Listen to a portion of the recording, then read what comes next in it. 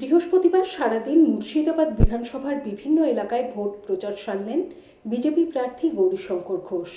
বাড়ি বাড়ি ঘুরে সাধারণ মানুষের সঙ্গে করলেন জনসংযোগ। সঙ্গে ছিলেন মুর্শিদাবাদ সাংগঠনিক জেলা বিজেপি সভাপতি সৌমেন মণ্ডল। এদিন মুর্শিদাবাদ বিধানসভা কেন্দ্রের বিজেপি প্রার্থী গৌরীশঙ্কর ঘোষ দুবরাখালী বাসন্তী পুজো পরিক্রমা পাশাপাশি যোগ দেন নিশাদবাগ রামনবমী শোভাযাত্রায়। 15 নম্বর ওয়ার্ডে পথসভা এবং নির্বাচনী কার্যালয়ের উদ্বোধন করেন। প্রার্থীকে ঘিরে সাধারণ মানুষের আবেগ উচ্ছ্বাস ছিল চোখে পড়ার মতো। 2 নম্বর ওয়ার্ডে জনসংযোগও সারেন গৌরীশঙ্কর ঘোষ।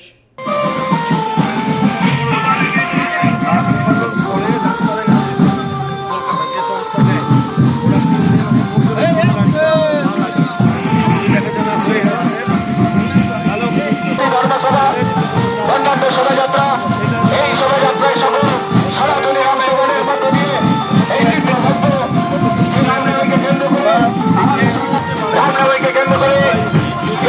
দাবি ধর্মীয় কার্যক্রম আজকে শোভাযাত্রা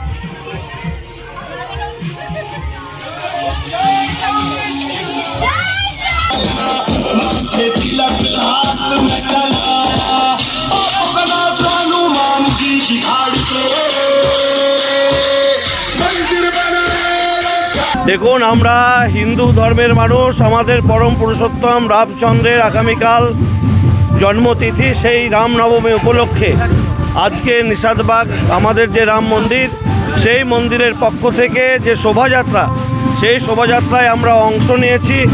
আমরা প্রত্যেকেই হিন্দু ধর্মের মানুষ।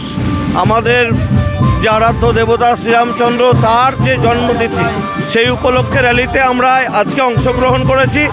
এলাকার সমস্ত মানুষ স্বতঃস্ফূর্তভাবে এই ধর্মীয় শোভাযাত্রায় অংশগ্রহণ করেছে। প্রতিনিয়ত আমাদের শ্রীরামচন্দ্রের যে শোভাযাত্রা প্রতিদিনই, আজকে যে শুরু হলো, এটা চলবে অন্তত আগামী 3 দিন 4 দিন। বিভিন্ন এলাকায় বিভিন্ন দিনের শোভাযাত্রা হবে। একটা সময় এ রাজ্যের মুখ্যমন্ত্রী বলেছিলেন যে রাম বলে কিছু নেই। তো আজকে পশ্চিমবাংলার মানুষও যে শ্রীরামচন্দ্রকে আরাধ্য দেবতা হিসেবে মেনে নিয়েছেন, আজকে এই যে স্বতঃস্ফূর্তভাবে মানুষের সমর্থনে সেটা প্রকাশ পাচ্ছে।